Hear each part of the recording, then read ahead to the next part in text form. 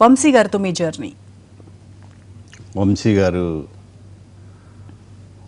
ఆయన నుంచి చాలా నేర్చుకున్నాను. నువ్వు రాయగలం అన్నాడు. ఆయన స్వతహాగా వెరీ షార్ప్. మీకు తెలుసు ఈ రోజుల్లో కూడా తీనంతటి స్పీడ్లో ఆయన సినిమాని తీసాడు. ఆయన అన్ని సినిమాలు మంచి టేస్ట్ ఉన్న మనిషి. ఆయన నన్ను చాలా సినిమాల్లో ఆయన ఎంకరేజ్ చేశారు. అంటే నేను ఆ సిట్టింగ్లో కూర్చునే అవకాశం నాకు కలిగింది.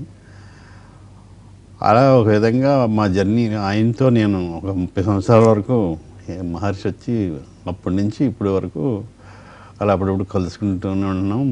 మళ్ళీ ఆయన సినిమా తీసినప్పుడల్లా వేషం వేస్తూనే ఉన్నాం. అలా జరిగింది. అది ఒక ఇంటలెక్చువల్తో జర్నీ చేసినట్టే నేను. ఆయన షార్ప్నెస్, ఆయన జోకు, ఆయన రైటరు, ఆయన ఎప్పుడు ఖాళీగా ఉండడండి. అది ఒకటి ఆయన నుంచి నేర్చుకోవాల్సింది. ఏదో ఒకటి రాస్తుంటాడు, లేకపోతే ఏదో ఒకటి చేస్తుంటాడు, ఏదో క్రియేటివ్ వర్క్.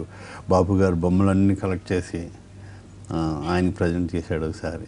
అని అంటే ఇది అవుట్ ఆఫ్ ఇది ఏంటంటే ఇందులో మనీ కానీ కమర్షియల్ ఆస్పెక్ట్ కానీ లేకపోవచ్చు, అలాంటివి కూడా చేస్తుంటాడు. ఈవీవి గారితో ఆయన సినిమాల్లో కూడా ఎక్కువ చేశారు. నాకు చాలా ఇష్టం అండి ఆయన డైరెక్షన్లో చేయటం. బాగుంటుంది. అంటే ఎనర్జెటిక్గా చెయ్యాలి. ఒక క్యారెక్టరేషన్తో వస్తాడు ఆయన. ఆయన సీన్ పేపర్ చూస్తే ఇంత కూడా యాడ్ చేయవలసింది ఉండదు. అన్నీ యాడ్ చేసుకుని పర్ఫెక్ట్ పగడ్బందీగా ఆయన సీన్ చాలా బాగా చేశారు. నాకు చాలా మంచి వేషాలు ఇచ్చారు. అత్తిలి సత్యబాబులో ఆ క్యారెక్టరు, కితకితల్లో ఈ క్యారెక్టర్, నువ్వంటే నాకు ఇష్టమని వారు ఓన్ ఫిల్మ్, సినిమా ఫ్లాప్ అయింది కానీ దత్తుడి క్యారెక్టరు, ఇలాగా చాలా చాలా మంచి వేషాలు. ఒకసారి యాంకర్గా వేస్తాను. మీ స్టూడియోలో తీశారు, ఎక్కడది గుర్తు, జమిని ఒకటి మొత్తానికి. మా మీద కూడా బాగా ఎక్కువ పెట్టారు. చూడలేదా మీరు?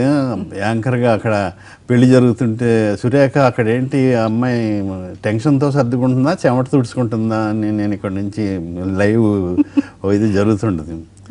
నేను చార్లు డ్రైర్ వేసుకుని పైన కోట్ వేసుకుని కూర్చుండిపోతాను. ప్యాంటు ఇంకా తేలే, టైం అయిపోయింది. ఇలా అలా సీను అన్నీ మంచి వేషాలు. చిన్నది చేసినా పెద్దది చేసినా చాలా మంచి వేషాలు చేశాను.